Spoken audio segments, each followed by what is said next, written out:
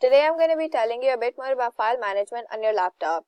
I'm going to be showing you how to copy, rename, move, delete, and create shortcuts for your files. Let's say I want to copy one of my photos into a different location. So I've opened the folders where all my photos are kept. I click on the photo that I want to copy or the file that I want to copy. I right click, I select copy.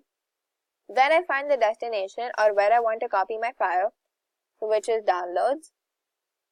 I right click again and I say paste. There you go, my file has now been copied and pasted. If I want to rename this file, I right click again and I hit rename, and now I can type in a new name for my file. If I want to move this file to a different location, I right click, I hit cut, I go to a different location such as my desktop, I right click again, I click paste, and there you go, my file has now been moved to a different destination. If I want to create a shortcut for this file, I right click again, I can say create shortcut, and there you go, the shortcut has been created.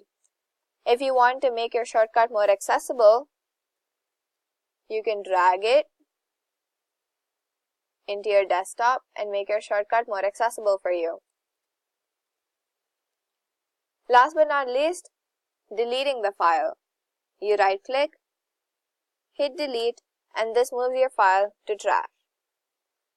Thank you for watching, and I hope that was useful for you.